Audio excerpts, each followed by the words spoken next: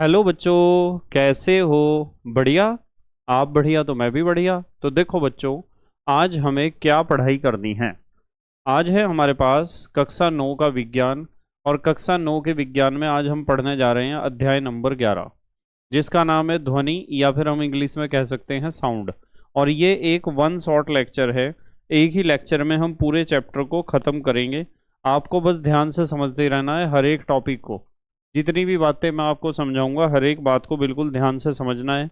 जहां आपको लगता है कि आपको स्क्रीनशॉट ले लेना चाहिए, वहां आप स्क्रीनशॉट ले लेना, कोई दिक्कत नहीं है। यदि आप एप्लीकेशन पर पढ़ रहे हो तो आपको स्क्रीनशॉट लेने की कोई आवश्यकता नहीं है। आपको लेक्चर के सामने ही इसके नोट्स मिल जाएंगे। देखो बेटे, हमारे चैप्टर का नाम है ध्वनि या साउंड। तो सबसे पहला सवाल तो हमारे सामने यही आता है कि ध्वनि या साउंड का मतलब क्या होता है। वास्तविकता में ध्वनि एक प्रकार की ऊर्जा है जिसका अनुभव हम करते हैं अपने कानों से। तो हम यहाँ क्या लिखते हैं, परिभाषा लिखनी है, ध्वनि ऐसी ऊर्जा है जिसका अनुभव हम अपने कानों द्वारा कर सकते हैं। ठीक है। फिर अगली बात आती है ध्वनि का उत्पादन। ध्वनि कैसे उत्पन्न होती है, तो ध्यान से समझना है। ध्वनि का उत्पादन कंपन से होता है। भाई, ध्वनि जहां भी उत्पन्न होती है उसका कारण होता है कंपन, वाइब्रेशन। अर्थात जब कोई वस्तु कंपन करती है तो उससे ही ध्वनि उत्पन्न होती है। भाई, ध्वनि कहीं भी उत्पन्न होती है, आवाज कहीं भी उत्पन्न होती है, तो समझ जाओ कि कोई ना कोई वस्तु कंपन कर रही होगी, तभी ध्वनि उत्पन्न होती है। जैसे यहाँ कुछ एग्जाम्पल हैं, जैसे स्वरित्र द्विभुज कंपन करने पर ही ध्वनि उत्पन्न करता है। आपको पता है ना, स्वरित्र द्विभुज आपकी प्रयोगशाला में रखा होगा, ऐसा होता है स्वरित्र द्विभुज। मैं यहाँ पर चित्र बनाता हूँ। स्वरित्र द्विभुज ऐसा होता है। और हम इस स्वरित्र द्विभुज को किसी ठोस वस्तु के ऊपर जब यहाँ से या फिर यहाँ से मारते हैं ना, तो इसकी दोनों जो द्विभुज माने दो भुजाओं वाला, इनमें जो कंपन होता है, और इस स्वरित्र द्विभुज का ये होता है हैंडल, ये इसका हैंडल है। ट्यूनिंग फोर्क कहते हैं इसे। और इस हैंडल को पकड़ो, इसे किसी ठोस वस्तु के ऊपर मारो, जब ये दोनों दोनों भुजाएं इसकी कंपन करेंगी तो इसे अपने कान के पास ला के देखो, इसमें से आवाज आएगी, घैं घैं, इस तरह की आवाज आएगी। तो यहां हमें पता चला कि भाई इसमें कंपन हुआ तभी तो इसमें ध्वनि उत्पन्न हुई। तो हमें पता है कि ध्वनि का उत्पादन कंपन से होता है। अर्थात जब कोई वस्तु कंपन करती है तो उससे ही ध्वनि उत्पन्न होती है। जैसे स्वरित्र द्विभुज कंपन करने पर ही ध्वनि उत्पन्न करता है। इसको स्पष्ट करने के लिए हम स्वरित्र द्विभुज को पेंडुलम और शांत जल के तल से स्पर्श करके देख सकते हैं। तो यदि आप स्वरित्र द्विभुज है आपके पास, जिसमें आपने इसे किसी ठोस वस्तु पे मार के हाथ में पकड़ रखा है, और ये है आपका कोई पेंडुलम, जिसे आप सरल लोलक भी कहते हो, तो आपको क्या करना है कि जब आपका स्वरित्र द्विभुज कंपन कर रहा होगा, उस समय आपको इसे इस पेंडुलम के पास लाके हल्का सा इसके ऊपर टच करना है। जैसे ही टच करोगे तो टच करते ही एक तेज आवाज आएगी यहाँ से। उससे पता चलेगा कि हाँ भाई, जो ध्वनि उत्पन्न होती है वो कंपन से ही उत्पन्न होती है, कंपन से, वाइब्रेशन से। या फिर आप एक काम कर सकते हो कि आप जो है ना, एक बर्तन लो, बर्तन में पानी भरो, बिल्कुल शांत पानी, इसमें आपने पानी भर दिया, कोई उसमें हलचल नहीं है, और स्वरित्र द्विभुज को किसी ठोस वस्तु के ऊपर मारो, जिससे इसकी दोनों भुजाएं कंपन करना शुरू कर दें। और फिर इस स्वरित्र द्विभुज को, ये जो पानी है शांत जल, इसके तल पर स्पर्श कराओ। जैसे ही आप तल पर स्पर्श कराओगे तो शांत जल का तल, उसमें कंपन, तरंग गति दिखाई देगी आपको, और आवाज भी सुनाई देगी। ठीक है। तो इससे पता चलता है कि यदि कोई पूछता है ध्वनि का उत्पादन कैसे होता है, तो हम बताएंगे कि जब भी कोई वस्तु कंपन करती है तभी ध्वनि का उत्पादन होता है, ध्वनि तभी बनती है। जैसे एक और एग्जाम्पल है, स्कूल के घंटे पर चोट मारने से भी ध्वनि कंपन के कारण ही उत्पन्न होती है। तो आपका जो स्कूल का घंटा है, उसके ऊपर जो है आप हथौड़े से चोट मारते हैं, पियोन, जब घंटे के ऊपर चोट मारते हैं तो घंटे में क्या होता है, कंपन, और उस कंपन से ही तो ध्वनि उत्पन्न होती है। तो इससे पता चलता है कि ध्वनि हमेशा किससे उत्पन्न होती है, कंपन से। जैसे एक और एग्जांपल है, सारंगी। एक क्या है, ये इंस्ट्रूमेंट है संगीत का। सितार, वायलिन आदि में भी ध्वनि कंपन के कारण ही उत्पन्न होती है। तो इन सारी चीजों में ध्वनि किसके कारण उत्पन्न होती है? कंपन के कारण। तो ध्वनि का उत्पादन होता है कंपन से। क्लियर होगी बात? चलो आगे चलते हैं। अब हमें समझना है, जैसे यहाँ एक बहुत बढ़िया पॉइंट आया नोट, हमें केवल उन वस्तुओं की ध्वनि सुनती है जो 1 सेकंड में 20 से 20,000 तक कंपन करती हैं। ध्यान से सुन लो, यदि कोई वस्तु कंपन कर रही है और उसके कंपन की आवृत्ति है 20 हर्ट्ज से 20,000 हर्ट्ज तक, तो हमें उस वस्तु की आवाज सुनाई देगी। उस वस्तु के कंपन करने से जो ध्वनि उत्पन्न हो रही होगी उसे हम सुन सकते हैं। और ऐसी ध्वनि तरंगे जिनकी आवृत्ति 20 हर्ट्ज से 20,000 हर्ट्ज के बीच में होती है ना, उन्हें हम कहते हैं श्रव्य तरंगे। क्या कहते हैं? श्रव्य तरंगे। क्योंकि वे तरंगे मनुष्य द्वारा सुनी जा सकती हैं। सुनी जा सकने वाली तरंगे या ध्वनि बराबर श्रव्य तरंगे या श्रव्य ध्वनि। ठीक है। अब देखो एक और पॉइंट है नोट का, सितार। सितार में ध्वनि किसके कंपन के कारण उत्पन्न होती है? तार के कंपन के कारण। सितार तो आपको पता है कैसा होता है, उसमें तार लगे होते हैं। बांसुरी देखी है, बांसुरी में ध्वनि उत्पन्न होती है, कुछ ना कुछ चीज तो कंपन करती होगी। बांसुरी में वायु स्तंभ के कंपन से ध्वनि उत्पन्न होती है, जो उसमें हवा भरती है उस हवा में कंपन होता है, जो बांसुरी के अंदर हवा होती है। तबला, तबले में ध्वनि किसके कंपन से उत्पन्न होती है? झिल्ली के कंपन से। तबले के ऊपर जो जो वो चमड़े की झिल्ली लगी होती है ना, उस झिल्ली में कंपन होता है जिससे ध्वनि उत्पन्न होती है। तो कुल मिलाकर ये जैसे मंजीरा है, मंजीरा में मिश्र धातु से बनी प्लेटों के कंपन से ध्वनि उत्पन्न होती है। जल तरंग, जल तरंग में जल के कंपन से ध्वनि उत्पन्न होती है। अलग अलग बर्तनों में पानी भर रखा और हमारे पास जो है एक चम्मच स्पून जैसे बजाने के हैं, जिसमें पानी कम है उसमें कंपन कुछ और होगा, आवृत्ति उसकी कुछ और होगी, आवाज कुछ और तरह की आएगी। जिसमें कम पानी ज्यादा होगा उसकी आवाज, उसकी ध्वनि कुछ अलग तरह की आएगी। ठीक है। जैसे गिटार है, गिटार में तनी हुई तार के कंपन से ध्वनि उत्पन्न होती है। तो ये जितने भी एग्जाम्पल हमने पढ़े, इन सारे एग्जाम्पल से एक ही बात स्पष्ट होती है कि इस दुनिया में जहां भी ध्वनि उत्पन्न होती है वहां कारण है किसी न किसी वस्तु का कंपन करना। यदि कोई वस्तु कंपन करेगी तभी ध्वनि उत्पन्न होती है। जैसे मेरी ध्वनि आप तक पहुंच रही है तो कंपन कहाँ हो रहा है? मेरा जो स्वर यंत्र है जिसे कहते हैं वॉइस बॉक्स, तो स्वर यंत्र या वॉइस बॉक्स में कंपन हो रहा है जिसके कारण ध्वनि उत्पन्न हो रही है। ठीक है बेटे। नेक्स्ट, अब देखो ध्यान से, ध्वनि का संचरण।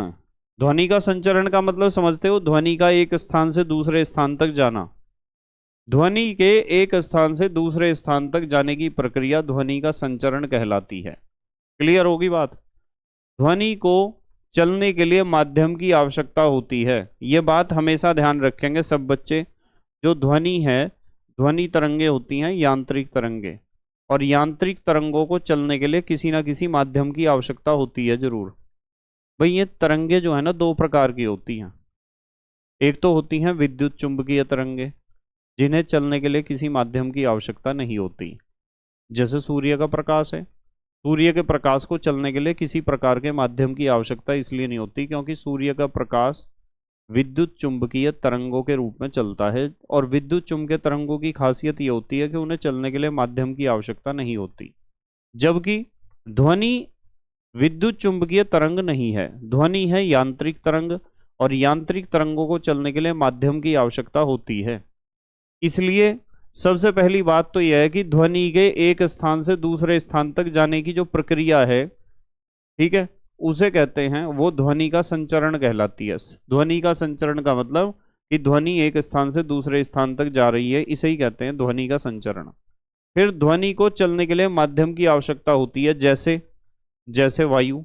जहां वायु है वहां ध्वनि जा सकती है एक स्थान से दूसरे स्थान तक। जैसे जल है, डोरी है, धातु है, इन सब में ध्वनि चल सकती है।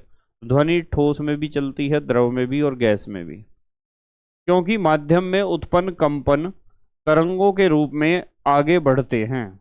माध्यम में उत्पन्न कंपन तरंगों के रूप में आगे बढ़ते हैं। ध्वनि जब भी एक स्थान से दूसरे स्थान पर जाती है ना, तो जो माध्यम है, चाहे वो माध्यम द्रव है, ठोस है या गैस है, उस माध्यम में जो कण हैं वे ही कंपन करते हैं, और माध्यम के कण कंपन करते करते अपने से अगले वाले कण को क्या देते हैं, ऊर्जा, और फिर अपने से अगले वाले कण को कहते हैं कि अब तुम कंपन करो।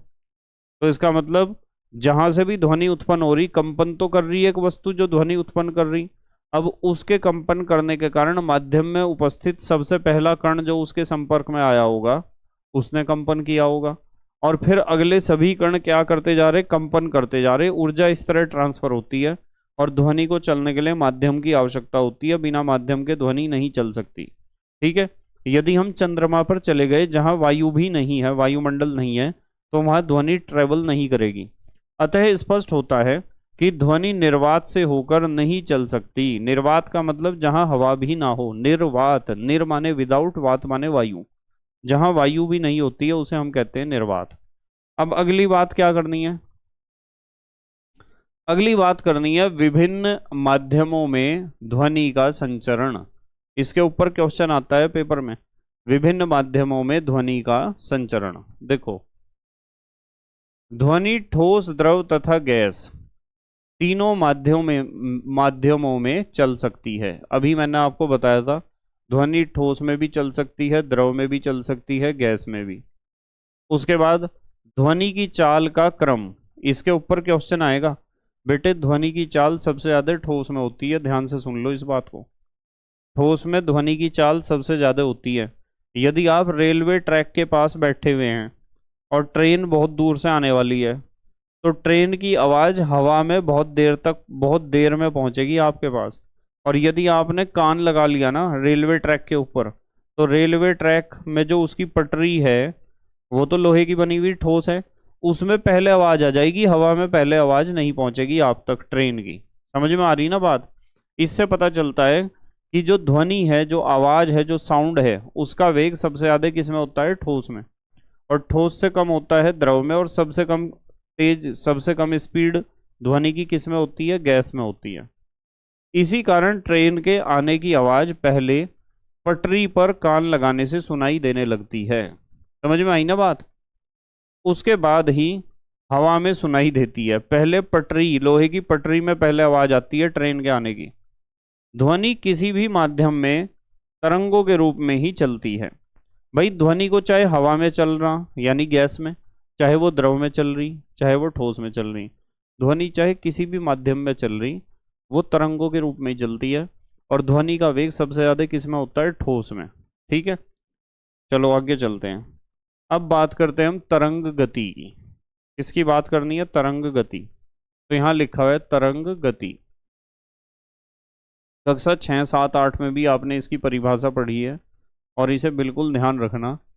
किसी माध्यम में उत्पन्न विक्षोभ के, विक्षोभ का मतलब होता है डिस्टरबेंस, आपने किसी माध्यम में जो डिस्टरबेंस पैदा करा, उत्पन्न करा, उस विक्षोभ, उस डिस्टरबेंस के आगे बढ़ने को ही हम कहते हैं तरंग गति। तो किसी माध्यम में उत्पन्न विक्षोभ के आगे बढ़ने को तरंग गति कहते हैं।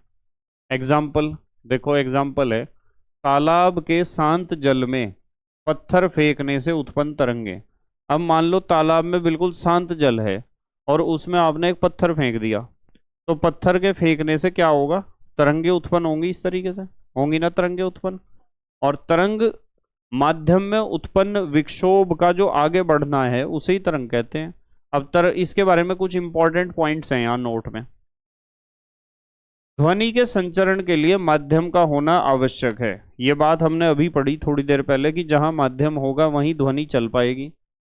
ध्वनि ठोस, द्रव तथा गैस सभी माध्यमों में चल सकती है, यह बात भी मैंने आपको बता दी अभी।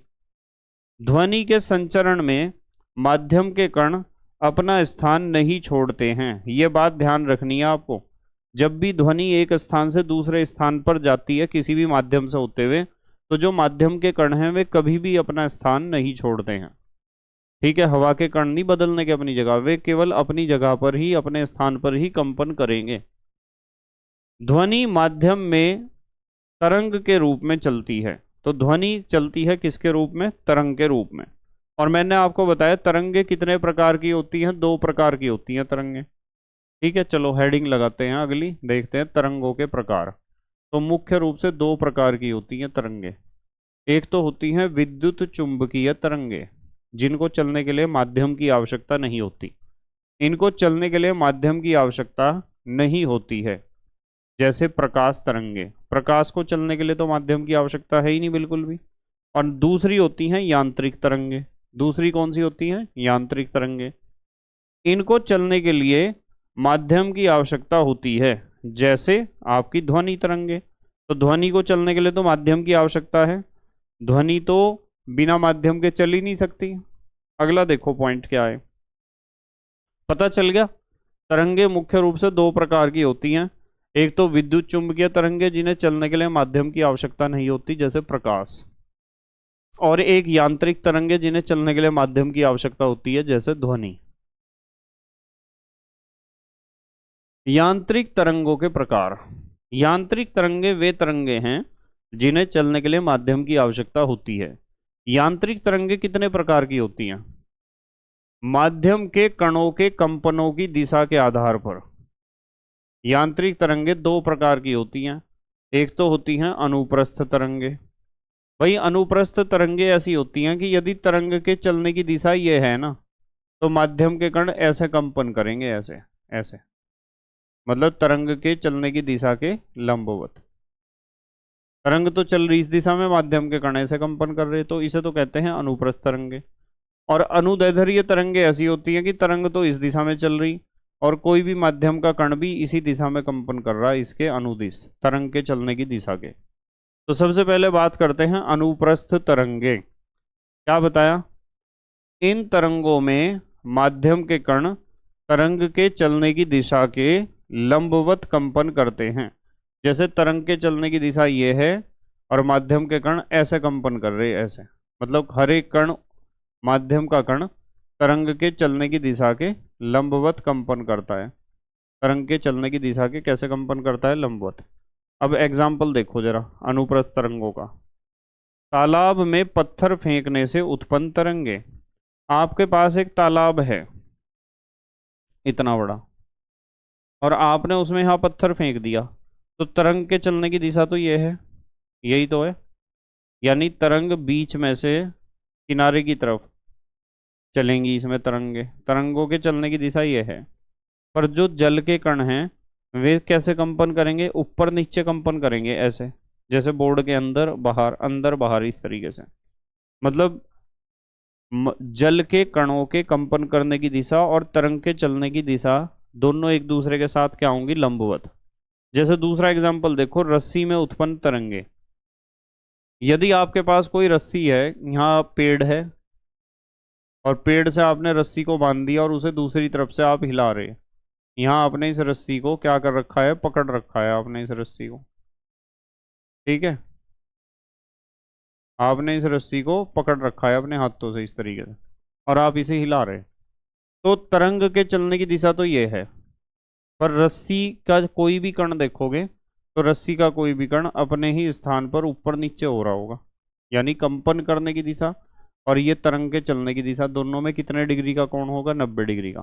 तो ऐसी होती हैं अनुप्रस्थ तरंगे। जैसे एग्जाम्पल नंबर 3 देखो, सितार, सारंगी और वायलिन के तार में उत्पन्न तरंगे। तो सितार, सारंगी और वायलिन के तार में भी ऐसी तरंगे उत्पन्न होती हैं जैसे यहाँ रस्सी में तरंगे उत्पन्न हुई। तरंग के चलने की दिशा और माध्यम के कण के कंपन करने की दिशा दोनों एक दूसरे के क्या होती हैं? लंबवत होती हैं।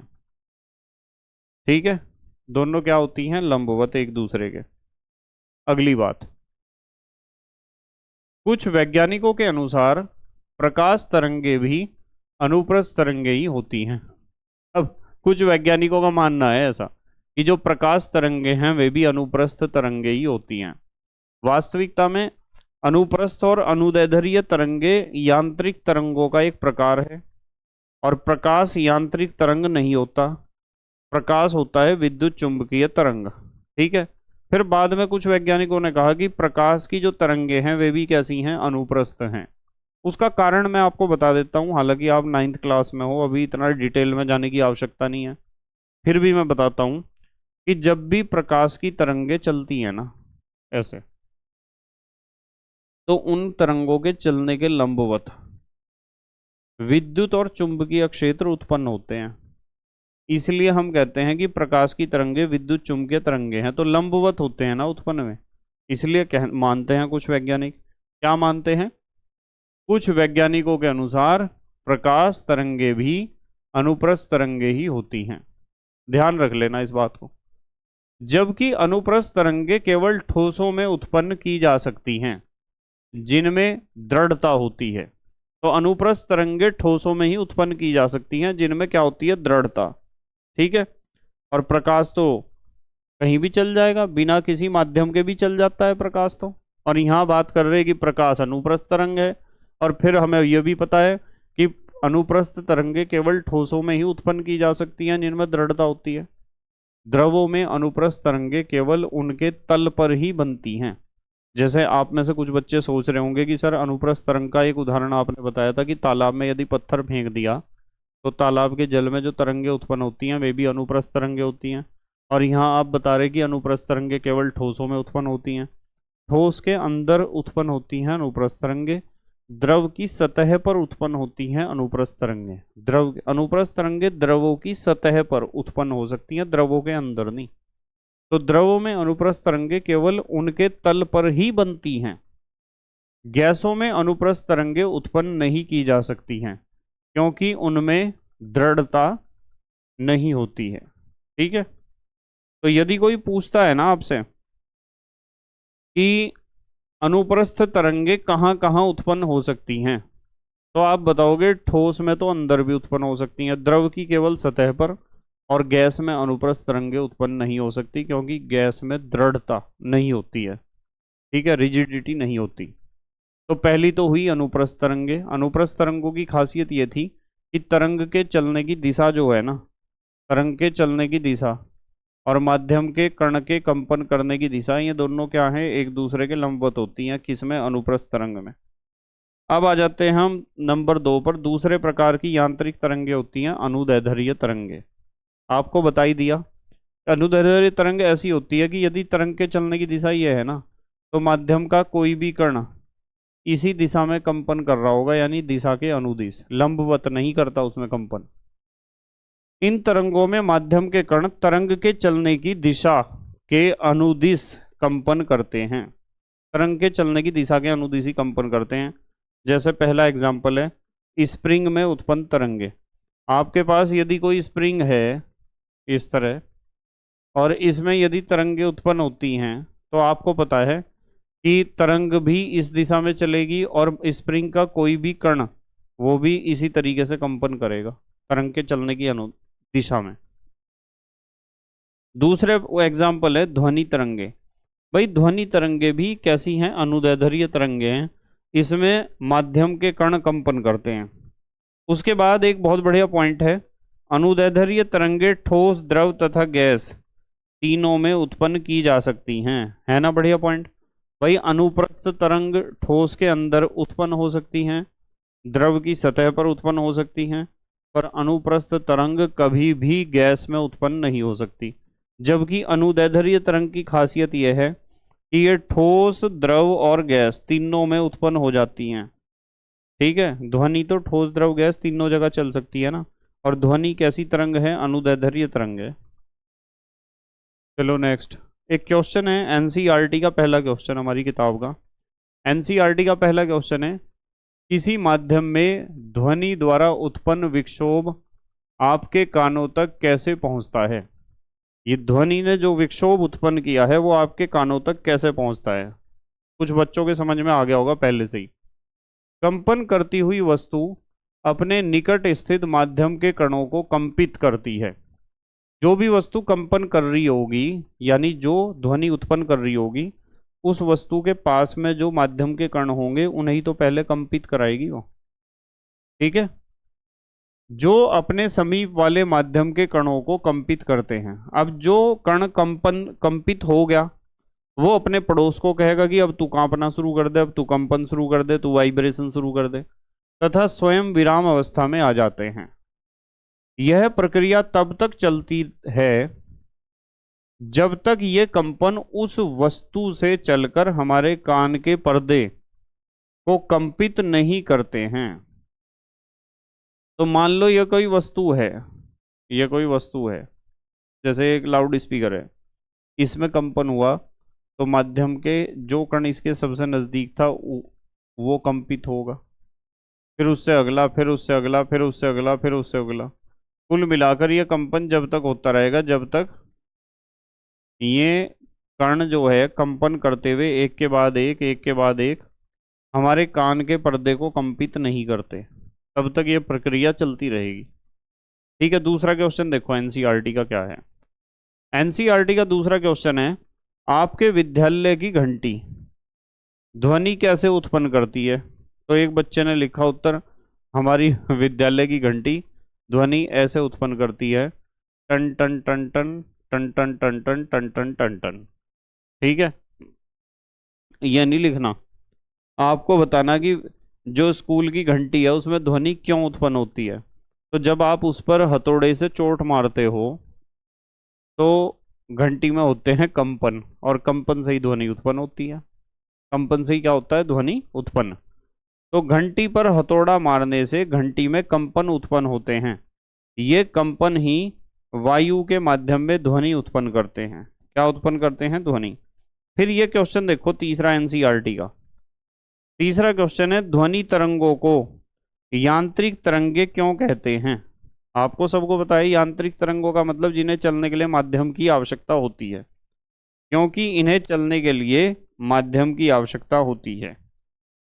तो जिन भी तरंगों को चलने के लिए माध्यम की आवश्यकता होती है उन्हें तो हम कहते हैं यांत्रिक तरंगे, और जिन्हें चलने के लिए माध्यम की आवश्यकता नहीं होती उन्हें तो हम यांत्रिक तरंगे कहते ही नहीं, उन्हें हम कहते हैं विद्युत चुंबकीय तरंगे। देखो अगला एक नोट है बहुत बढ़िया, यांत्रिक तरंगों का दूसरा नाम प्रत्यास्थ तरंगे भी होता है। ध्यान रखना, यांत्रिक तरंगों को आप कह सकते हो प्रत्यास्थ तरंगे। क्या कह सकते हो? प्रत्यास्थ तरंगे। अब एनसीईआरटी का अगला क्वेश्चन देखो, फोर्थ क्वेश्चन एनसीईआरटी का, जो बुक के बीच में ही क्वेश्चन है। मान लीजिए आप अपने मित्र के साथ चंद्रमा पर गए हुए हैं। चंद्रमा पर तो वायु ही नहीं है, हवा है ही नहीं, वायुमंडल है ही नहीं। क्या आप अपने मित्र द्वारा उत्पन्न ध्वनि को सुन पाएंगे? बिल्कुल नहीं सुन सकते, नहीं सुन पाएंगे, क्योंकि ध्वनि को चलने के लिए माध्यम की आवश्यकता होती है। ध्वनि को चलने के लिए किसकी आवश्यकता होती है? माध्यम की, जैसे वायु। परंतु चंद्रमा पर वायु का अभाव है, चंद्रमा पर हवा है ही नहीं। तो जब चंद्रमा पर हवा है नहीं, चंद्रमा पर माध्यम नहीं है, तो इसका मतलब साफ है कि जो हमारा मित्र है चाहे वो कितना ही चिल्लाता रहे, चंद्रमा पर जाकर उसकी आवाज़ तो हमें बिल्कुल भी सुनाई नहीं देगी। अगला है अनुप्रस्थ तथा अनुदैर्ध्य तरंगों में अंतर। बहुत इंपॉर्टेंट है ये क्वेश्चन, अनुप्रस्थ तथा अनुदैर्ध्य तरंगों में अंतर। तो एक तरफ तो हमने लिखा है अनुप्रस्थ तरंग और एक तरफ लिखा है अनुदैर्ध्य तरंग, दोनों में डिफरेंस देखना है। अनुप्रस्थ तरंग, माध्यम के कण तरंग के चलने की दिशा के लंबवत कंपन करते हैं, पता है ना। यदि तरंग ऐसे चल रही तो माध्यम के कण ऐसे कंपन कर रहे होंगे, और इसमें माध्यम के कण तरंग के चलने की दिशा के अनुदिश कंपन करते हैं। यदि तरंग ऐसे चलती है तो माध्यम के कण भी ऐसे ही कंपन करते हैं, ऐसे। ठीक है। नंबर 2, अनुप्रस्थ, ये तरंगे श्रृंग तथा गर्त के रूप में आगे बढ़ती हैं। श्रृंग और गर्त ऐसे होते हैं, जैसे मान लो ये एक्स अक्ष है, जो ऊपर की तरफ को हम बनाते हैं वो श्रृंग है, नीचे गर्त, श्रृंग गर्त ऐसे। ठीक है, समझ रहे हैं ना आप।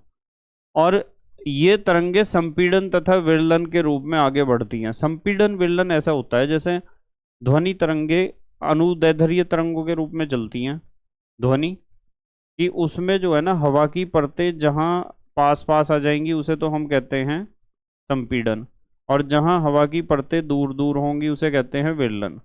अभी ये हवा की परतें पास पास हैं, ये संपीड़न है, और हवा की लेयर्स दूर दूर हैं तो ये विरलन है।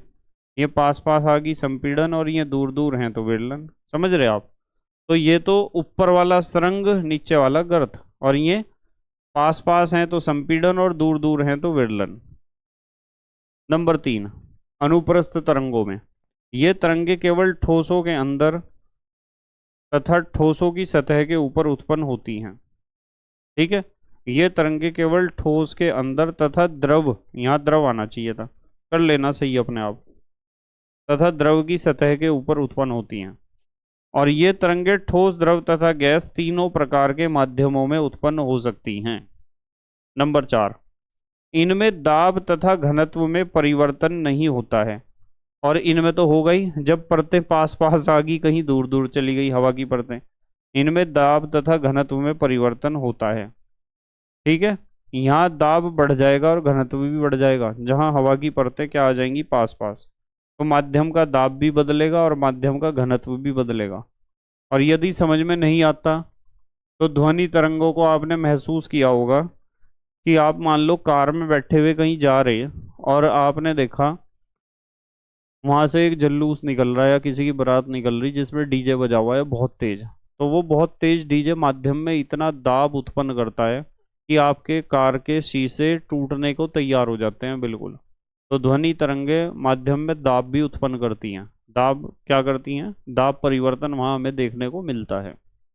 अब हम बात करेंगे ध्वनि के अभिलक्षण की। ध्वनि तरंगों के रूप में चलती है, ये बात पक्की है, और हमें बात करनी है कि ध्वनि के कौन कौन से अभिलक्षण हमें पता होने चाहिए जो एग्जाम में हमारे से पूछे जा सकते हैं, ध्वनि के अभिलक्षण। तो इसमें सबसे पहला है आयाम, जिसे हम कहते हैं एम्पलीट्यूड, और ए से इसे प्रदर्शित करते हैं।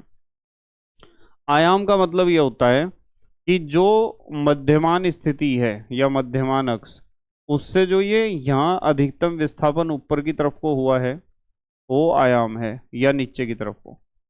मध्यमान स्थिति से अधिकतम विस्थापन, कोई भी कण, माध्यम का कण अपनी मध्यमान स्थिति से जितना ऊपर की तरफ या जितना नीचे की तरफ अधिकतम विस्थापन करता है कंपन करते समय, उसे ही कहते हैं हम आयाम।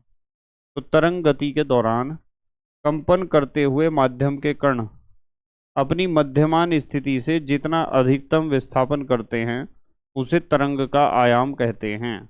उसे क्या कहते हैं, तरंग का आयाम। क्लियर होगी बात। फिर दूसरा लक्षण है आवर्तकाल, यानी टाइम पीरियड। कैपिटल टी से इसे प्रदर्शित करते हैं।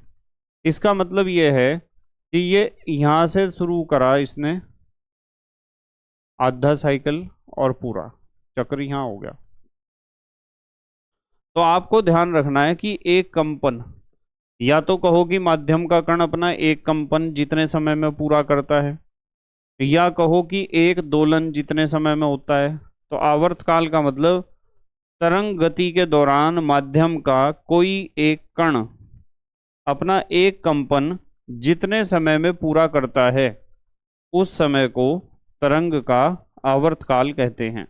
तो जितने समय में एक कंपन वो पूरा कर लेगा, अपना क्या पूरा कर लेगा, एक कंपन, उस समय को ही हम कहेंगे तरंग का आवर्तकाल या टाइम पीरियड, और कैपिटल टी से इसे प्रदर्शित करते हैं हम। उसके बाद नेक्स्ट है आवृत्ति या फ्रीक्वेंसी। इसे एन से प्रदर्शित करते हैं और आप इसे न्यू से भी प्रदर्शित कर सकते हो। आवृत्ति का मतलब एक सेकंड में किए गए कंपनों की संख्या। तो हम यहाँ लिख सकते हैं तरंग के संचरण के समय माध्यम का कोई एक कण एक सेकंड में जितने कंपन करता है उस संख्या को तरंग की आवृत्ति कहते हैं। तो कोई भी कण माध्यम का एक सेकंड में उसने कितने कंपन किए हैं उसे हम कहते हैं आवृत्ति। और ध्यान ये रखना है कि आवृत्ति का मात्रक सेकंड इनवर्स होता है, या फिर आप इसे हर्ट्स भी कह सकते हो, सेकंड इनवर्स कहो या हर्ट्स कहो। आवर्ती तथा आवर्तकाल एक दूसरे के व्युत्क्रम होते हैं, यानी आवर्ती बराबर 1/, आवर्तकाल, या आप लिख सकते हो आवर्तकाल बराबर 1/, आवर्ती। इनके ऊपर न्यूमेरिकल आता है पेपर में कि उन्होंने आवर्तकाल दे दिया, आवर्ती पूछ ली, या आवर्ती दे दी और आवर्तकाल पूछ लिया। इस तरह के क्वेश्चन आते हैं न्यूमेरिकल। फिर अगला जो अभिलक्षण है वो है कला, या फिर आप कह सकते हो फेज। कला या फेज क्या होता है? कला वह भौतिक राशि है जो कंपन करते हुए किसी कण की किसी क्षण, कोई भी कंपन कर रहा कण, तो एक पर्टिकुलर टाइम पर, किसी क्षण का मतलब एक पर्टिकुलर समय पर, मोमेंट पर, किसी क्षण स्थिति तथा गति की दिशा को प्रकट करती है कि उस पर्टिकुलर टाइम पर उस कण की स्थिति कहाँ है, यानी मध्यमान स्थिति से कितने विस्थापन पर है वो, और उसकी गति की दिशा क्या है? क्या वो मध्यमान स्थिति से दूर जा रहा है या फिर वो मध्यमान स्थिति की तरफ आ रहा है? तो गति की दिशा को भी बताती है कला। नेक्स्ट, अगला जो अभिलक्षण है वो है तरंग दैर्ध्य। इसे ध्यान से समझ लेना, ये बच्चों के बहुत कम समझ में आता है। तरंग दैर्ध्य का मतलब क्या है? पहला मतलब, किसी तरंग द्वारा एक आवर्त काल में चली गई दूरी को तरंग दैर्ध्य कहते हैं। तरंग दैर्ध्य को इंग्लिश में कहते हैं वेवलेंथ, और लैम्डा से इसे प्रदर्शित करते हैं। तो एक आवर्त काल में वो यहाँ से चली होगी तरंग और यहाँ तक पहुँची होगी, यहाँ तक। तो ये जो दूरी तय की है ना, इसे ही कहते हैं लैम्डा, यानी तरंग दैर्ध्य। दूसरी परिभाषा, किसी तरंग में समान कला वाले दो निकटतम कणों के बीच की दूरी। जैसे मैं आपको कहूँ कि मान लो हमारे पास एक कण तो ये है, यहाँ समान कला में है, और इसके ठीक समान कला में यहीं तो हो गए। तो इनके जो बीच की दूरी है ना, ये भी उतनी ही होगी। इसे भी आप तरंग दैर्ध्य कह सकते हो। समान कला में होने चाहिए। समान कला का मतलब ये नहीं है कि वहीं होगे सिर्फ।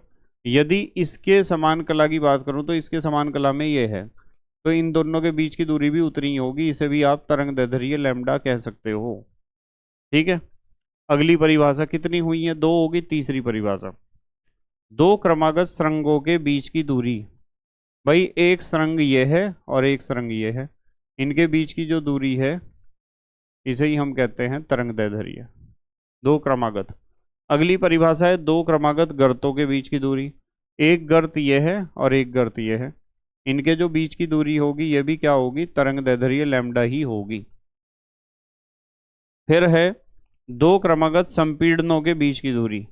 पहला संपीड़न ये है और दूसरा ये है, इनके जो बीच की दूरी है वो लैम्डा ही होगी।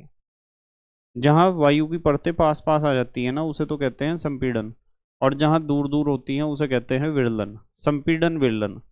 अनुप्रस्थ तरंगों में होते हैं स्रंग गर्त, और अनुदैर्ध्य तरंगों में होते हैं संपीड़न विरलन, संपीड़न विरलन, संपीड़न विरलन। समझ रहे ना? दो क्रमागत विरलनों के बीच की दूरी।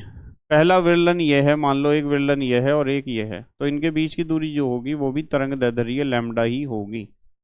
तो तरंग दैर्ध्य लैम्डा की बहुत सारी परिभाषाएं हैं ये हमारे पास। 1 2 3 4 5 6 परिभाषाएं, और 6 की 6 का एक ही मतलब है। इंपॉर्टेंट है, पक्का करके जाना है आपको सबको। फिर हम बात करते हैं छठे लक्षण की, तरंग वेग। v से इसे प्रदर्शित करते हैं। कोई तरंग एक सेकंड में जितनी दूरी तय करती है उसे तरंग वेग कहते हैं। इसका मात्रक मीटर प्रति सेकंड होता है। तो कोई भी तरंग एक सेकंड में जितनी दूरी तय करती है उसे हम कहते हैं तरंग वेग। क्या कहते हैं? तरंग वेग। नेक्स्ट, आवर्ती वेग तथा तरंग दैर्ध्य में संबंध। बहुत इंपॉर्टेंट है, बहुत इंपॉर्टेंट, ध्यान से समझना। आवर्ती वेग तथा तरंग दैर्ध्य में संबंध। माना कंपन करती हुई किसी वस्तु का आवर्तकाल क्या है? कैपिटल टी है, तथा आवर्ती क्या है? कैपिटल एन है। यदि उत्पन्न तरंग की तरंग दैर्ध्य क्या हो? लैम्डा है, तो टी सेकंड में चली गई दूरी लैम्डा। टी का मतलब आवर्तकाल ही तो होता है, कैपिटल टी माने आवर्तकाल में दूरी जितनी चलती है कोई तरंग, उसे तरंग दैर्ध्य तो कहते हैं। तो इसलिए एक सेकंड में चली गई दूरी कितनी हो जाएगी? Lambda upon T. और एक सेकंड में चली गई दूरी को ही तो वेग कहते हैं, तो वेग बराबर लैम्डा अपॉन टी। और हमें पता है कि इसे आप ऐसे भी तो लिख सकते हो, लैम्डा इंटू 1 अपॉन टी। और ये जो 1 अपॉन टी होता है ना, आवर्तकाल का उल्टा ही होता है आवर्ती, तो आप इस 1 अपॉन टी की जगह n लिख सकते हो। तो ये हो जाएगा v is equal to n lambda. ये फार्मूला आपको जरूर आना चाहिए, v is equal to n lambda निकालना। v का मतलब तरंग का वेग है, n का मतलब तरंग की आवृत्ति है, और लैम्डा का मतलब क्या है? तरंग की तरंग दैर्ध्य। ठीक है ना? चलें आगे। चलो देखो, अगला जो लक्षण है वो है तारत्व। तारत्व को हम कहते हैं पिच, और एग्जाम में इसमें से क्वेश्चन आता है, जरूर बिल्कुल ध्यान से समझ लेना तारत्व का मतलब क्या होता है। तारत्व जो छोटे बच्चे होते हैं ना या लड़कियां, उनकी आवाज़ पतली होती है, इसका मतलब उसका तारत्व ज़्यादा है। और जितना आदमी की एज बढ़ती चली जाएगी, आदमी की बात कर रहा मैं, औरतों की नहीं कर रहा, आदमी की आवाज़ जितनी मोटी होगी तो हम कहेंगे कि तारत्व क्या है, कम है, पिच कम है। तो ध्वनि का वह गुण जिसके द्वारा मोटी तथा पतली ध्वनियों में अंतर कर सकते हैं, तारत्व कहलाता है। ठीक है। यदि एन अधिक यानी यदि आवृत्ति ज्यादा है तो तारत्व ज्यादा होगा, और ध्वनि कैसी होगी, पतली, जैसे लड़कियों की होती है या छोटे बच्चों की, उनकी आवृत्ति ज्यादा होती है, यानी 1 सेकंड में किए गए कंपनों की संख्या ज्यादा होती है, तो तारत्व भी ज्यादा होगा, ध्वनि पतली होगी। और यदि एन कम, मान लो किसी ध्वनि की आवृत्ति कम है, तो उसका तारत्व भी क्या होगा, कम होगा, और ध्वनि मोटी होगी। जैसे जो आदमी होते हैं ना, उनकी ध्वनि, उनकी आवाज़ मोटी होती है ना आदमियों की, तो समझ जाओ कि उनकी आवृत्ति क्या होती है, कम होती है, इसलिए उनका तारत्व कम होता है, इसलिए आवाज़ आदमियों की क्या होती है, मोटी। और औरतों की आवाज़ कैसी होती है, या लड़कियों की या छोटे बच्चों की, पतली होती है आवाज़, क्योंकि उनकी आवृत्ति अधिक होती है, तो तारत्व भी क्या होता है, अधिक। और जितना ज़्यादा तारत्व या पिच होगा उतनी आवाज़ क्या होगी, पतली होगी। ध्वनि की प्रबलता, जिस ध्वनि का आयाम यानी ए अधिक होता है उसकी प्रबलता भी अधिक होती है, अर्थात वह अधिक तेज सुनाई देती है तथा अधिक दूरी तक भी सुनाई देती है। तो ध्वनि की प्रबलता कब होती है ज़्यादा, जब आयाम ज़्यादा होता है और वो तेज सुनाई देती है ध्वनि। ठीक है, चलें आगे। अब एनसीईआरटी का 5वां क्वेश्चन है, इसे देख लो जरा। एनसीईआरटी का 5वां क्वेश्चन है, तरंग का कौन सा गुण निम्नलिखित को निर्धारित करता है। नंबर 1 प्रबलता, नंबर 2 तारत्व। तो प्रबलता का निर्धारण आप किसके आधार पर करोगे, और तारत्व का निर्धारण आप किसके आधार पर करोगे, ये दोनों बात हमें समझनी है। तो सबसे पहले बात करते हैं प्रबलता की। ध्वनि की प्रबलता अथवा मृदुता मूलतः इसके तरंग आयाम से तय होती है, क्योंकि ध्वनि की प्रबलता अनुक्रमानुपाती होती है तरंग आयाम के। आप इसे ऐसे भी लिख सकते हो, आई अनुक्रमानुपाती ए, यानी जितना ज़्यादा आयाम होगा उतनी उसकी प्रबलता होगी, उतनी तेज आपको आवाज़ सुनाई देगी। जबकि तारत्व में बताया था कि ध्वनि का जो तारत्व है वो निर्भर करता है ध्वनि तरंग की आवृत्ति पर। आवृत्ति ज़्यादा है तो तारत्व भी ज़्यादा होगा और आवाज़ होगी पतली और तेज। ठीक है, जैसे छोटे बच्चों की आवाज़ या महिलाओं की आवाज़। छठा देखो क्वेश्चन क्या है। छठा क्वेश्चन है, अनुमान लगाइए निम्न में से किस ध्वनि का तारत्व अधिक है। भाई जो आवाज़ पतली होगी ना उसका तारत्व ज़्यादा होगा। एक तो गिटार है और एक है कार का हॉर्न। ठीक है, इनमें से पतली आवाज़ किसकी होगी, गिटार की या कार के हॉर्न की।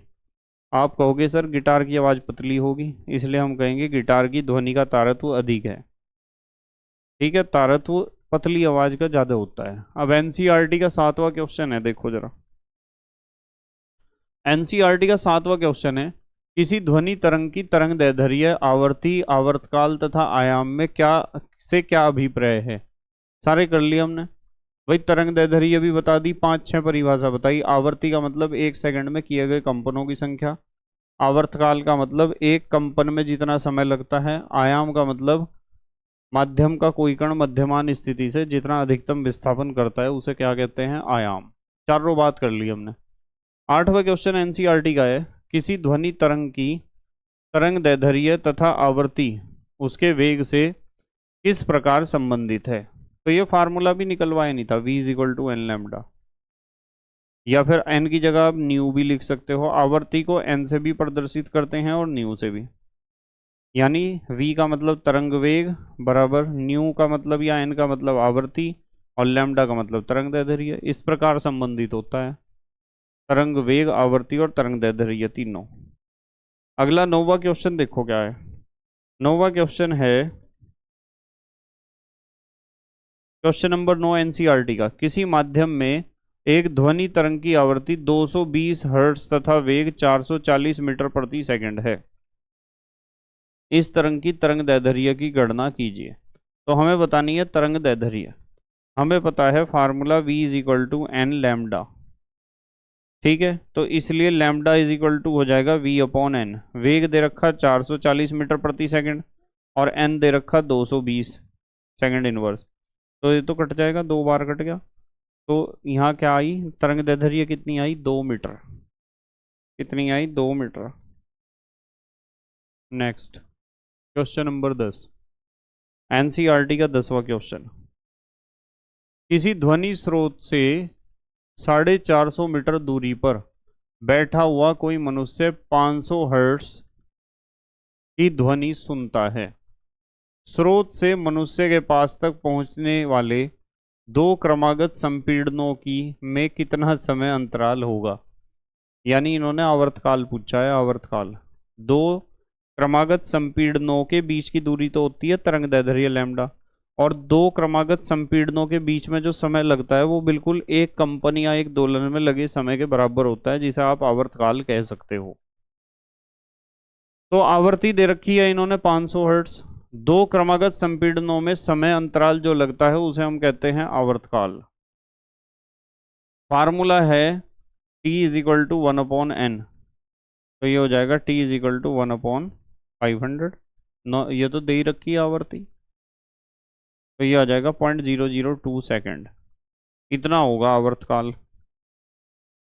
चलो अगला देखो क्वेश्चन। अगला क्वेश्चन है, अगला हेडिंग है ध्वनि की तीव्रता या इंटेंसिटी ऑफ साउंड। किसी एकांक क्षेत्रफल से 1 सेकंड में गुजरने वाली ध्वनि ऊर्जा को ध्वनि की तीव्रता कहते हैं। इसकी परिभाषा याद रखनी है। एनसीईआरटी का 11वां क्वेश्चन देखो क्या है। ध्वनि की प्रबलता तथा तीव्रता में अंतर बताइए। भाई तीव्रता का मतलब तो होता है किसी एकांक क्षेत्रफल से 1 सेकंड में गुजरने वाली ध्वनि ऊर्जा को ध्वनि की तीव्रता कहते हैं, जैसे कि हमने ऊपर पढ़ा है। प्रबलता का मतलब होता है, प्रबलता ध्वनि के लिए व्यक्ति विशेष के कानों की संवेदनशीलता की माप है। प्रबलता का मतलब यहाँ यह है कि कितनी तेज है ध्वनि, ठीक है।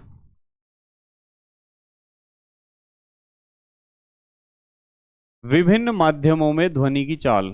इस सारणी को याद करने की कोई आवश्यकता नहीं है, ये सिर्फ समझने के लिए है, जिससे आपको पता चल जाए कि ध्वनि की चाल ठोस में सबसे ज़्यादा होती है, द्रव में उससे कम, और गैस में सबसे ही कम होती है। बस इतना बात ध्यान रखना।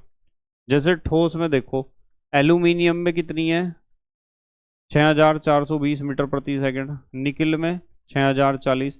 इन्हें याद करने की आवश्यकता नहीं है, ठीक है। आपको सिर्फ इतना समझना है कि ध्वनि की चाल सबसे ज़्यादा किस में होती है, ठोस में, उससे कम द्रव में होती है, और सबसे ही कम किस में होती है, गैस में। आगे चलते हैं, चलो।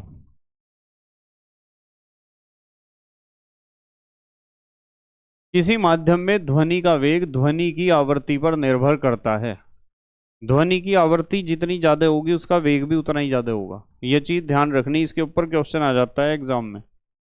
उसके बाद पराध्वनिक चाल एवं ध्वनि boom, supersonic speed and sonic boom क्या होता है, इसे समझना पड़ेगा।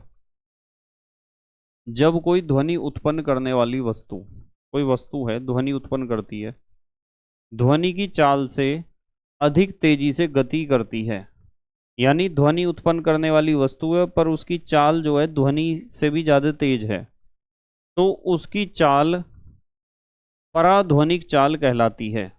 जैसे गोलियां, गोलियां माने बुलेट्स, जो गोली छुटाते हैं ना बंदूक से, उसकी बात कर रहे हैं हम। जेट वायुयान, जेट वायुयान भी उसकी चाल भी ध्वनि की चाल से क्या होती है, ज़्यादा होती है। जब कोई ध्वनि उत्पन्न करने वाली वस्तु पराध्वनिक चाल से चलती है तो उसकी गति के कारण वायु में बहुत अधिक ऊर्जा वाली तरंगें उत्पन्न होती हैं। बहुत अधिक ऊर्जा वाली तरंगें क्या होती हैं, उत्पन्न, उसकी चाल के कारण। भाई ध्वनि तो वो उत्पन्न कर रही, पर उसका वेग ध्वनि की चाल से भी ज़्यादा तेज है। इन तरंगों को प्रघाती तरंगे क्या कहते हैं, प्रघाती तरंगे। मान लो जैसे एक लड़ाकू जहाज है, और लड़ाकू जहाज की आवाज़ भी है, यानी वो ध्वनि भी उत्पन्न कर रहा, और वो 332 मीटर प्रति सेकंड से ज़्यादा रफ्तार से चल रहा। समझ रहे हैं ना आप, उसकी रफ्तार भी बहुत ज़्यादा है, ध्वनि की चाल से ज़्यादा तो उसकी चाल है। और ध्वनि वो अपने आप उत्पन्न कर रहा, तो उससे जो तरंगे निकलेंगी वे प्रघाती तरंगे होंगी, बहुत खतरनाक होती हैं वे तरंगे। इनके द्वारा वायु दाब में परिवर्तन के कारण, आपको पता है ना कि ध्वनि तरंगे अनुदैर्ध्य तरंगे हैं जो वायु में दाब पैदा करती हैं। तो यदि लड़ाकू जहाज जा रहा है आवाज करता हुआ और उसका वेग ध्वनि के वेग से ज्यादा है, तो वो जो तरंगे पैदा करेगा ना ध्वनि तरंगे, वे प्रघाती तरंगे होंगी। और वायुमंडल में दाब परिवर्तन के कारण एक बहुत तीव्र एवं प्रबल ध्वनि उत्पन्न होती है, जिसे ध्वनि बूम कहते हैं। क्या कहते हैं? ध्वनि बूम। जिससे खिड़कियों के शीशे व भवन टूट सकते हैं। खिड़कियों के शीशे भी टूट जाते हैं इससे, और इमारतों टूट जाती हैं इस आवाज से। इतनी खतरनाक आवाज है, इतनी खतरनाक साउंड है इसकी। 12वां क्वेश्चन एनसीईआरटी का दे रखा है, वायु, जल तथा लोहे में से किस माध्यम में ध्वनि सबसे अधिक तेज चलती है? सबको पता है लोहे में सबसे तेज, फिर जल में, फिर वायु में। क्योंकि ठोस में चाल सबसे ज्यादा होती है, द्रव में उससे कम, और गैस में सबसे ही कम होती है ध्वनि की चाल। फिर ध्वनि तरंगों का परावर्तन। ध्वनि तरंगे परावर्तित भी होती हैं।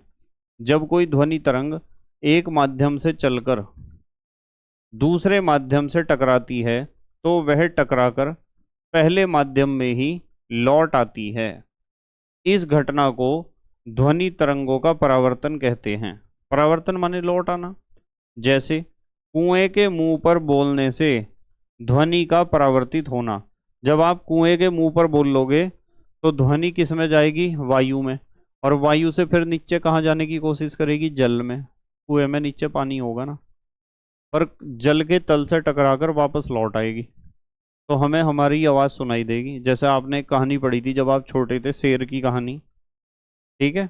शेर गया और शेर को किसी ने कहा था, खरगोश ने, कि जंगल का राजा तो दूसरा है एक शेर, और वो कह रहा कि मैं हूँ जंगल का राजा, और जिसे तुम मान रहे राजा वो नहीं है, और यदि उसके अंदर हिम्मत है तो मेरे से मिल लेगा आगे। तो कुएं पर बुलाया खरगोश ने शेर को, और शेर ने जो उसमें दहाड़ा कुएं में, तो उसकी शक्ल तो दिख ही रही थी, उसे यूं लग रहा था एक और शेर है। और जितना तेज वो दहाड़ रहा था उसकी ध्वनि परावर्तित होकर वापस लौट रही थी। तो उसने कहा कि यार ये तो बिल्कुल मानने को तैयार नहीं, कूद गया कुएं में ही, जंप मार दिया, अपने आप गया काम से। देखो नोट, बहुत बढ़िया पॉइंट है। ध्वनि चिकने व चमकदार तल से परावर्तित होने के साथ साथ खुरदरे तल से भी परावर्तित हो जाती है, जैसे पहाड़ों से। यदि कहीं पहाड़ों के बीच में वादियों में आप चिल्लाओगे ना बहुत तेज कुछ भी, हेलो, तो आपकी आवाज जो है परावर्तित होकर वापस आएगी, हेलो हेलो हेलो हेलो, ऐसे। प्रकाश तो चिकने और चमकदार तल से ही परावर्तित होता है ना, पर ध्वनि के लिए ये जरूरी नहीं है। समतल द्वारा ध्वनि का परावर्तन। देखो ये कोई समतल है और यहाँ जो है घड़ी है, एक पाइप लगाया हमने, घड़ी की आवाज गई, समतल पर टकराई, और यहाँ से आवाज वापस इस नली में से आपके कान में घड़ी की आवाज आती रहेगी। और यहाँ लकड़ी का पर्दा लगा रखा बीच में, क्या है? लकड़ी का पर्दा, जिससे घड़ी की आवाज इधर को ना आ जाए, कभी इधर को सीधी आ जाए और आप सोचो पाइप में को आ रही आवाज, पाइप में को ही आती है आवाज वो। तो ये है समतल द्वारा ध्वनि का परावर्तन। अवतल तलों द्वारा ध्वनि का परावर्तन। अवतल अवतल तल कैसे होते हैं? जैसे मान लो ये घड़ी है और यहाँ आपने एक अवतल तल रख रखा है, तो घड़ी से आवाज आएगी, इधर जाएगी, आएगी, इधर जाएगी, तो ध्वनि जो है परावर्तित होकर कैसी हो जाएगी? फैल जाएगी ध्वनि पूरी, ठीक है। और फिर यहाँ भी रख रखा है आपने एक अवतल, यहाँ टकराकर वो कहाँ? फोकस पे ही तो केंद्रित होगी, और फोकस पे आपने रख दिया एक कीप, तो यहाँ कान कान से आप सुन सकते हो इस घड़ी की ध्वनि को, यहाँ कान से सुन सकते हो। इधर से ध्वनि की तरंगे गई अवतल तल पर टकराकर समांतर होगी, क्योंकि फोकस पर रख रखी थी आपने घड़ी, और समांतर होने के बाद वहां टकराई और फिर फोकस पर इकट्ठी हुई, वहां कीप से उन्हें अवशोषित करा और यहाँ सुनाई दी कान में। तो ऐसा होता है, यानी परावर्तन तो होता है ध्वनि में भी, जैसे प्रकाश में होता है परावर्तन, इसी तरह ध्वनि में भी क्या होता है? परावर्तन होता है, ध्वनि तरंगों में भी। चलो अगला देखो क्या है। प्रतिध्वनि या इको, रिपीट होना, जैसे आप माइक में सुनते हो ना, बैंड वाले माइक में बोलते हैं hello hello hello hello hello hello, mike mike mike mike, testing testing testing, 1 2 3 1 2 3 1 2 3, ऐसे सुनते हो ना, इसे कहते हैं इको, यानी गूंजना आवाज का। जब ध्वनि किसी वस्तु से चलकर किसी दूर की पहाड़ी या दीवार से टकराती है तो वह परावर्तित हो जाती है और बाद में सुनाई देती है। इस घटना को ही प्रतिध्वनि कहते हैं। प्रतिध्वनि को स्पष्ट सुनने के लिए आपतित और परावर्तित ध्वनियों के बीच कम से कम 1/10 या 0.1 सेकंड का समय अंतराल होना चाहिए। मतलब आपकी जो ध्वनि गई और जो वापस लौट के आई, उन दोनों में 1/10 सेकंड का डिफरेंस होना चाहिए, जब भी आपको वो आवाज़ सुनाई देगी प्रतिध्वनि वाली। ऐसा केवल तभी संभव हो पाता है जब वस्तु यानी ध्वनि स्रोत, जिससे ध्वनि उत्पन्न हो रही, ध्वनि स्रोत की परावर्तक तल यानी पहाड़ या इमारत से दूरी कम से कम 17.2 मीटर हो। यह संख्या याद रखनी है आपको। मतलब प्रतिध्वनि कब सुनाई देती है? जब गई ध्वनि और वापस लौट के आई ध्वनि में कितना डिफरेंस हो, इतना 1/10 सेकंड का कम से कम। और जो ध्वनि स्रोत है और जो ऑब्जेक्ट है जिससे टकराकर वापस आएगी ध्वनि, उनके बीच की दूरी कम से कम कितनी हो? 17.2 मीटर। तभी आपको प्रतिध्वनि सुनाई देती है, अदरवाइज प्रतिध्वनि सुनाई नहीं देगी। अगली बात, अनुरणन या गूंज। ठीक है, रिवर्ब्रेशन। किसी बड़े हॉल में ध्वनि का दीवारों से बार बार परावर्तन, जिसके कारण ध्वनि काफी समय तक बनी रहती है, अनुरणन या गूंज कहलाता है। जैसे आपका बहुत बड़ा कमरा है और वो कमरा बिल्कुल क्या है, खाली है वो कमरा, उस कमरे में कुछ नहीं रखा हुआ सामान, तो खाली कमरे में तो आवाज़ बहुत ज़्यादा गूंजती है ना, बहुत ज़्यादा आवाज़ गूंजती रहेगी, तो इसे कहते हैं अनुरणन या इसे कहते हैं गूंज। ठीक है ना, अनुरणन भी कह सकते हो, गूंज भी कह सकते हो आप। साउंड क्लियर है? वही साउंड का चैप्टर है, साउंड तो क्लियर होनी चाहिए। क्लियर है ना साउंड? चलो, एनसीईआरटी का एक क्वेश्चन है, 13वां क्वेश्चन एनसीईआरटी का। क्वेश्चन ये है कि कोई प्रतिध्वनि 3 सेकंड पश्चात सुनाई देती है। यदि ध्वनि की चाल 342 मीटर प्रति सेकंड हो तो स्रोत तथा परावर्तक सतह के बीच की दूरी कितनी होगी? तो चाल दे रखी है 342 मीटर प्रति सेकंड, समय दे रखा है 3 सेकंड, तो आपको बताया दूरी बराबर चाल गुणा समय होता है। पर इसे बटे 2 क्यों करा पता आपको? ये बटे में 2 क्यों लिखा?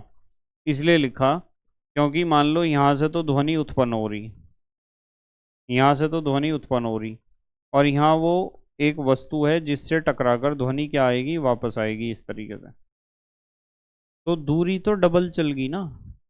यहाँ से यहाँ तक दूरी, पहले गया ध्वनि और फिर वाई आई, वापिस आई ध्वनि, तो डबल थी, डबल का आधा करना पड़ेगा, इसलिए हमने बटे में 2 लिखा है।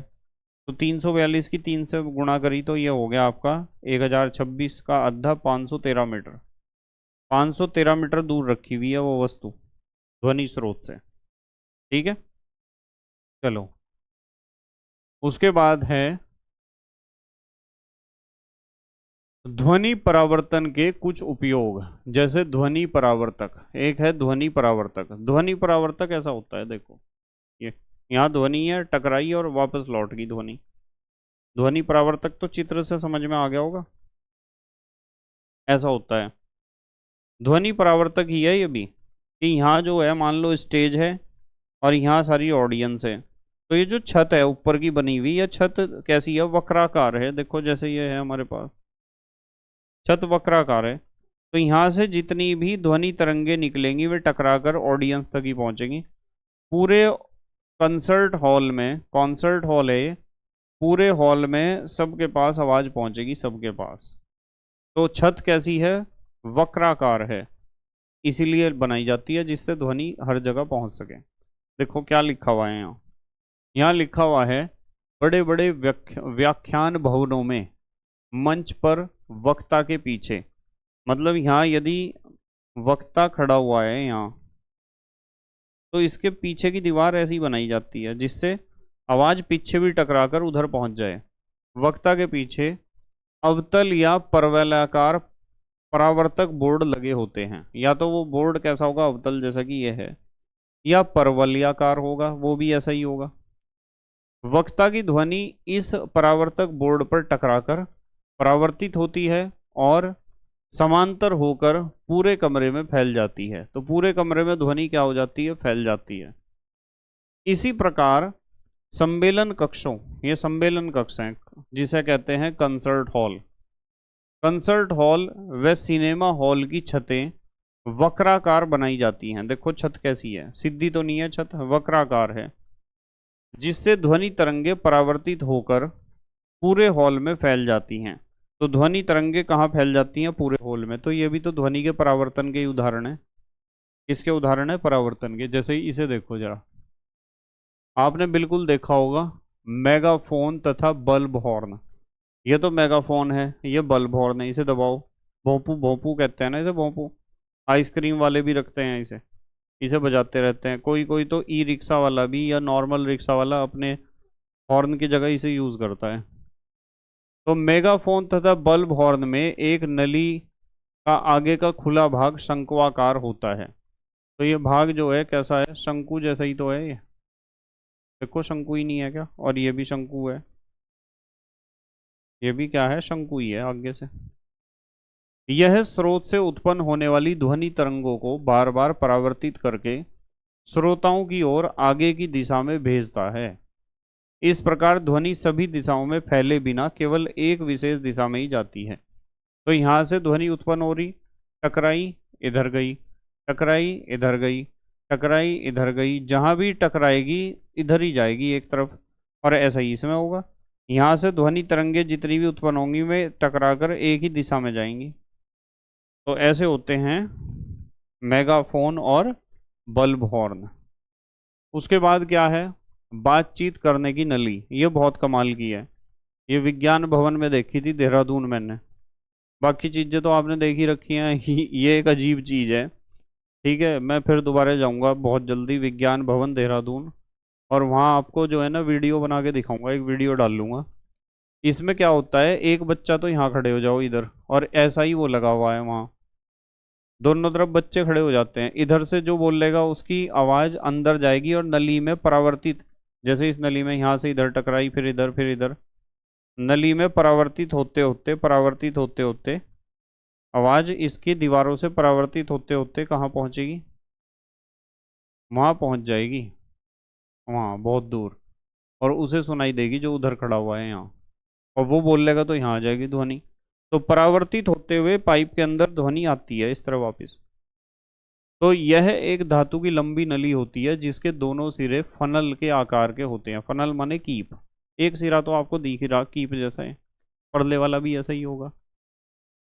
जब कोई व्यक्ति इस फनल पर मुंह लगाकर बोलता है तो उसकी ध्वनि दीवार से बार बार परावर्तित होकर, यानी नली की जो दीवार है, पाइप की जो दीवार है, दूसरे सिरे तक पहुंच जाती है जहां इसे सुना जा सकता है।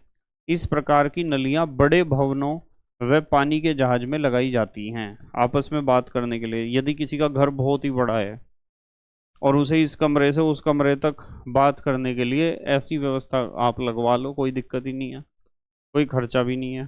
ठीक है, एक बार खर्चा आएगा बनाने में इसे सिर्फ। आप इसकी जगह प्लास्टिक का पाइप यूज़ कर सकते हो, प्लास्टिक के पाइप में कोई दिक्कत नहीं होगी। चलें आगे। देखो, कान के पीछे हाथ रखकर सुनना।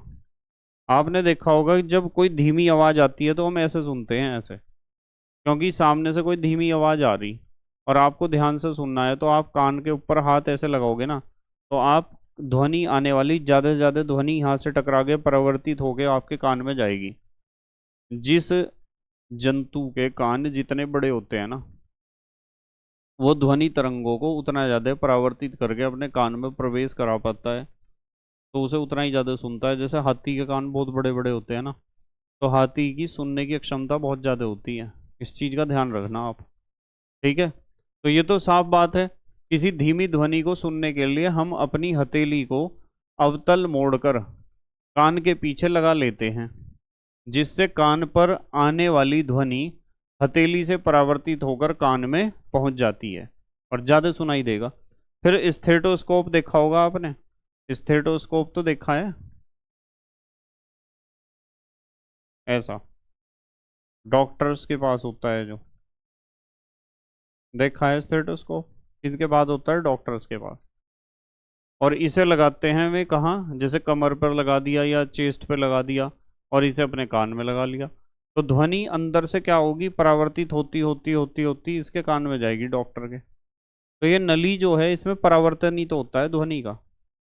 तो डॉक्टर जब स्टेथोस्कोप की डिबिया, इसे कहते हैं डिबिया, को मरीज के सीने पर लगाता है, तो डिबिया का तनुपट यानी इसके ऊपर जो पर्दा है कंपन करने लगता है, जिससे डिबिया के अंदर की वायु भी कंपन करने लगती है तथा ध्वनि उत्पन्न होती है, जो नलियों की दीवारों से परावर्तित होकर डॉक्टर के कानों तक पहुंचती है। नली से परावर्तित, जैसे ये नली है इससे परावर्तित होती है ना इस तरीके से, और कहाँ पहुंचती है? डॉक्टर के कानों तक, जिससे डॉक्टर मरीज के रोग का पता लगाता है कि इस आदमी को आखिरकार प्रॉब्लम क्या है। नंबर 6, छठा देखो, छठा क्या है? परावर्तन के उपयोग ही पढ़ रहे हैं ना हम। समुद्र की गहराई ज्ञात करना। इसके लिए ध्वनि परावर्तन का उपयोग किया जाता है। जहाज पर रखे यंत्र की सहायता से बहुत ऊंची आवृत्ति की ध्वनि की तरंगे यानी पराश्रव्य तरंगे जल में नीचे भेजते हैं। तो जहाज से हम पानी में नीचे भेज रहे तरंगे, समुद्र तल से परावर्तित तरंगे एक दूसरे यंत्र से ग्रहण कर लेते हैं। इस पूरे सिस्टम को कहते हैं सोनार। आगे पढ़ेंगे इसे। तरंगों के जाने और परावर्तित होकर लौटने का पूरा समय ज्ञात कर लेते हैं, जिससे समुद्र की गहराई ज्ञात कर ली जाती है। ठीक है, समुद्र की गहराई ज्ञात करने के लिए हम सोनार सिस्टम का यूज करते हैं, जो ध्वनि तरंगों के परावर्तन पर ही आधारित है, और इसे हम अभी पढ़ेंगे आगे। 14वां क्वेश्चन एनसीईआरटी का है, कंसर्ट हॉल की छतें वक्राकार क्यों होती हैं? आपको पता ही है क्यों होती हैं वक्राकार कंसर्ट हॉल की छतें? जिससे परावर्तित होकर ध्वनि हॉल के सभी भागों में पहुंच सके, इसलिए होती हैं वे वक्राकार। उसके बाद अगला है श्रव्यता के आधार पर तरंगों के प्रकार, यानी सुनने के आधार पर।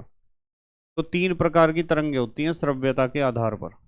एक तो होती हैं श्रव्य तरंगे, इन तरंगों को हम कान से सुन सकते हैं। इनकी आवृत्ति अभी मैंने स्टार्टिंग में ही बताई थी, 20 से 20,000 हर्ट्ज होती है।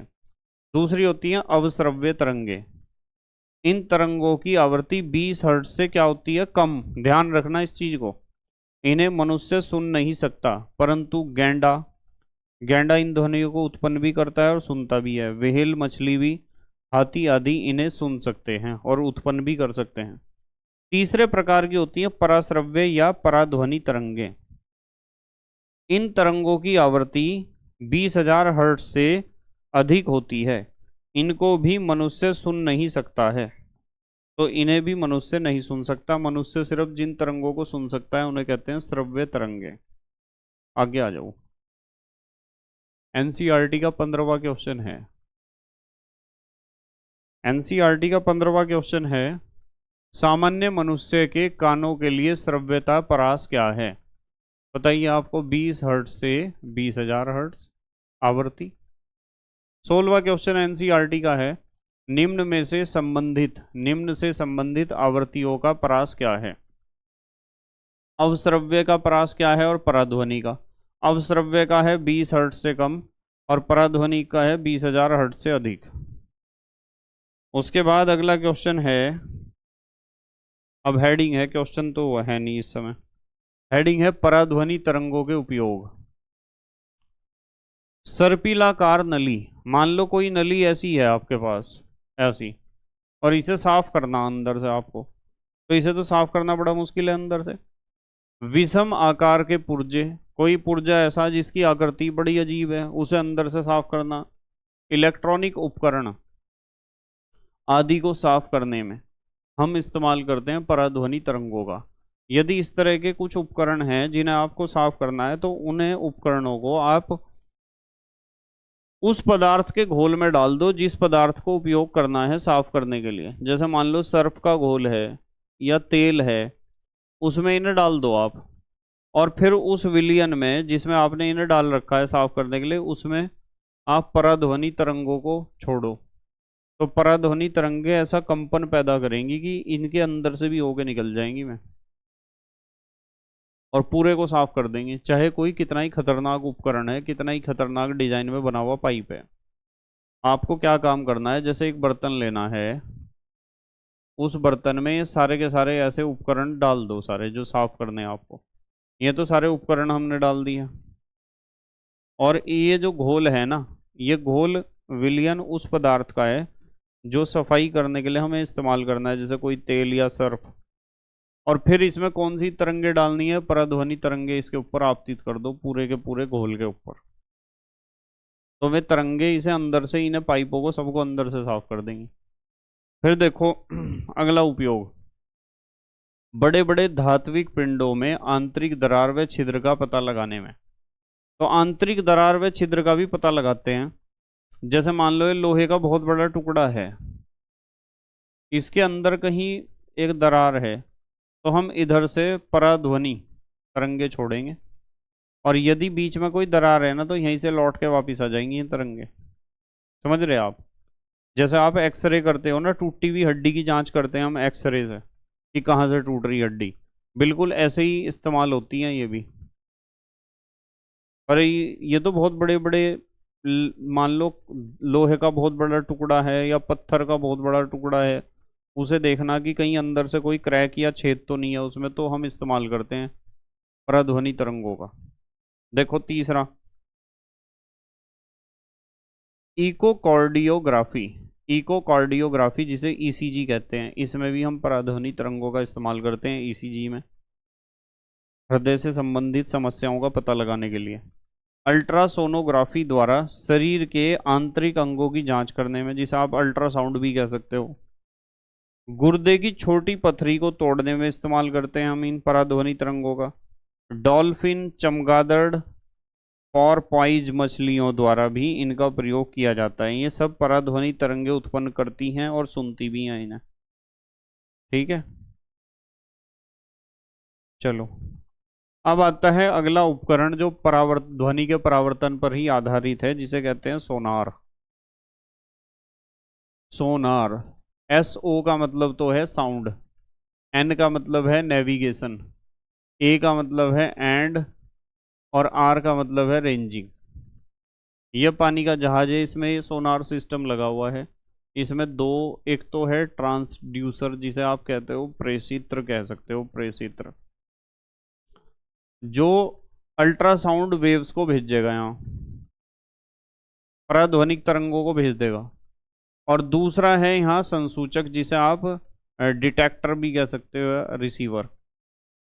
जो हमारा समुद्र का तल है ना, उस तल से टकराएंगी और वापस जाएंगी, ये रिसीव करेगा, ये छोड़ेगा तरंगों को, और पता चलेगा कि समुद्र कितना गहरा है।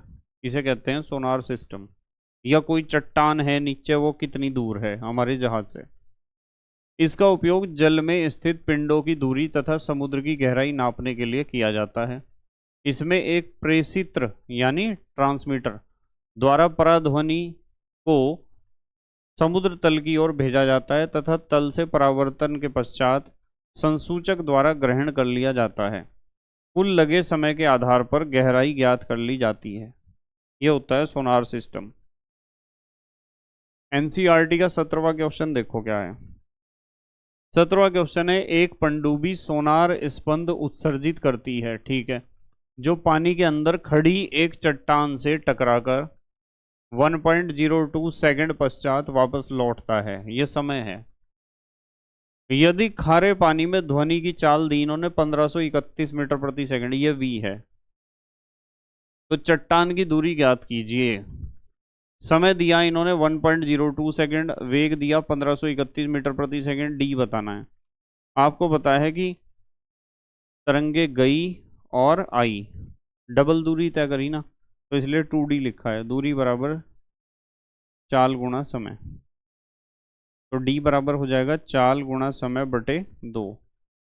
चाल ये लिख दी 1531, समय लगा था 1.02 सेकेंड, 2 से इसे डिवाइड करोगे 0.51, 1531 को 0.51 से गुणा करोगे तो 780.81 मीटर दूरी आ जाएगी। उसके बाद अगला क्वेश्चन है श्रवण सहायक युक्ति, जिसे हम कहते हैं हेयरिंग एड। तो ये हेयरिंग डिवाइस या हेयरिंग एड है, जिसमें एक बैटरी होती है, एक एम्पलीफायर होता है, एक रिसीवर होता है, एक माइक्रोफोन होता है। ये ईयर हुक है, ये ईयर होल्ड है। मतलब मेन चीज यही है, एम्पलीफायर, रिसीवर और माइक्रोफोन। माइक्रोफोन से क्या होगा कि जो ध्वनि तरंगे हैं उन्हें ग्रहण करेगा माइक्रोफोन। जैसा माइक होता है, जैसे ये लग रहा माइक, माइक को ही तो माइक्रोफोन कहते हैं। ठीक है, माइक्रोफोन से ध्वनि तरंगे ग्रहण की जाएंगी, और ये जो है ध्वनि तरंगों को किस में कन्वर्ट करेगा, किसमें करेगा, विद्युत तरंगों में कन्वर्ट करेगा। और फिर एम्पलीफायर उन विद्युत तरंगों की तीव्रता को बढ़ा देगा। और फिर रिसीवर क्या काम करेगा, रिसीवर उन ध्वनि, माइक्रोफोन ने तो उसे किस में कन्वर्ट करा था, विद्युत तरंगों में, विद्युत चुम्बकीय तरंग कह सकते हो आप। और एम्पलीफायर ने उनकी तीव्रता को बढ़ा दिया, और रिसीवर फिर उन्हें दोबारा से ध्वनि तरंगों में, या स्पीकर उन्हें ध्वनि तरंगों में कन्वर्ट कर देगा। देखो यह बैटरी से चलता है, इसमें माइक्रोफोन, एम्पलीफायर व स्पीकर होता है। जब ध्वनि माइक्रोफोन पर पड़ती है तो वह विद्युत तरंगों में बदल जाती है। एम्पलीफायर इन विद्युत तरंगों को प्रवर्धित करता है, यानी इनकी तीव्रता को बढ़ाता है, जिन्हें स्पीकर पुनः ध्वनि तरंगों में परिवर्तित कर देता है, जिससे व्यक्ति को साफ और तेज सुनाई देता है। ठीक है,